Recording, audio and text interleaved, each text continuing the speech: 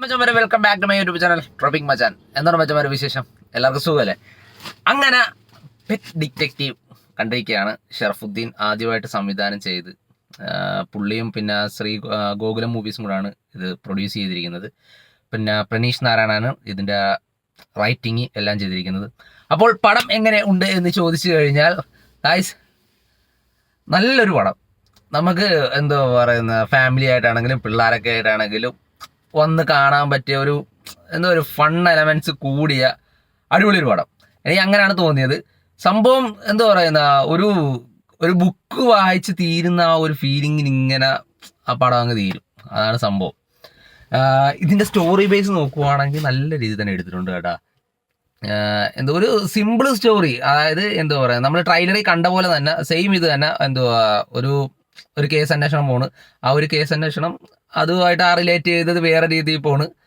പിന്നെ ഒരു ഡോൺ വരുന്നു. പക്ഷെ അതൊക്കെ ഒരു നല്ല നല്ല ഫൺ എലമെന്റ്സോട് കൂടി നല്ല കിടുക്കാച്ചയായിട്ട് എടുത്തു വെച്ചിരിക്കുന്ന ഒരു മൂവി എന്ന് തന്നെ പറയാം. ഫസ്റ്റ് ഹാഫൊക്കെ സത്യം പറഞ്ഞു കഴിഞ്ഞാൽ പടം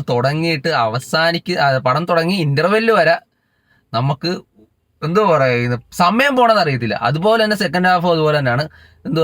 ഇന്റർവെല്ല് കഴിഞ്ഞിട്ട് പടം തീരുന്നതെന്ന് പറയുന്നത് നമ്മൾ ഒട്ടും പ്രതീക്ഷിക്കുന്നില്ല. കാരണം പെട്ടെന്ന് തീരുന്ന ഒരു കഥ കൊണ്ടുപോകുന്ന സ്പീഡ് മൂവ്മെന്റിലാണ് ആ സ്റ്റോറി കാര്യങ്ങളെല്ലാം പറഞ്ഞു പോകുന്നത്.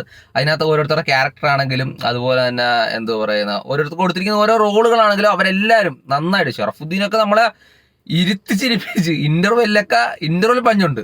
ആ ഒരു സാധനം തന്നെ നല്ല കിടുക്കാച്ചായിട്ട് അടിച്ചത്. പിന്നെ ഇതിനെ എടുത്തു പറയാനുള്ളതെന്ന് പറഞ്ഞാൽ ഇതിന്റെ അവസാനത്തെ ഒരു 10-20 മിനിറ്റ് ഉണ്ട്. നമ്മൾ മറ്റേ CID മൂസ ലാസ്റ്റിൽ നിന്ന് ചിരിക്കുന്ന പോലെ ഇരുന്ന് ചിരിക്കുക നമുക്ക്. കാരണം വണ്ടർലായിൽ വന്നിട്ട് സംഭവം അതും പറയുന്നില്ലല്ലേ. അത് സംഭവം എന്ന് വെച്ചാൽ ആ ഒരു സംഭവമാണ്. അത് നല്ല രീതിയിൽ തന്നെ ആ ഒരു ഫൺ എലമെന്റ്സ് കൂടി തന്നെ അത് ഇങ്ങനെ എടുത്തു വെച്ചിട്ടുണ്ട്. പിന്നെ അത്യാവശ്യം നമുക്ക് കണ്ടിരിക്കുകയാണ്. കാരണം കുറെ നാളുകൾക്ക് ശേഷം ഒരു കോമഡി മൂവി വന്നതാണ്. പക്ഷെ അത് നിരാശപ്പെടുത്തിയൊന്നുമില്ല. എങ്കിലും എനിക്ക് എനിക്ക് നന്നായിട്ട് ഇഷ്ടപ്പെട്ടു. കാരണം വേറൊന്നുമല്ല, എൻ്റെ പുറകെ ഇരുന്ന കുറേ പേരുണ്ടായിരുന്നു. അവരൊക്കെ ചിരിയൊക്കെ നമുക്ക് നമ്മളിരിക്കുന്ന സീറ്റ് വരെ കേൾക്കാൻ പറ്റും. കാരണം അത്രയ്ക്ക് അവരൊക്കെ എൻജോയ് ചെയ്തിട്ടുണ്ടെന്ന് എനിക്ക് തോന്നി. എന്തായാലും പടം എനിക്ക് പേഴ്സണലി നന്നായിട്ട് എനിക്ക് ഇഷ്ടപ്പെട്ടു. നിങ്ങൾ കണ്ടവരാണെങ്കിൽ നിങ്ങളുടെ അഭിപ്രായം പറയുക. ഇപ്പം പടം ഇറങ്ങിയിട്ട് എനിക്ക് രണ്ടാമത്തെ ആഴ്ച കണ്ടാണെന്ന് തോന്നുന്നു. ഞാൻ ഇന്നാണ് റിവ്യൂ ഇടുന്നത്. ഞാൻ കുറച്ച് നാളെ കണ്ടിട്ട്. അപ്പം നിങ്ങൾ എന്തായാലും പോയി കാണുക, നിങ്ങളുടെ അഭിപ്രായം പറയുക. അപ്പം എന്തായാലും അടുത്തൊരു സിനിമയുടെ റിവ്യൂ ഇട്ട് വരുന്നൊരു ബൈ.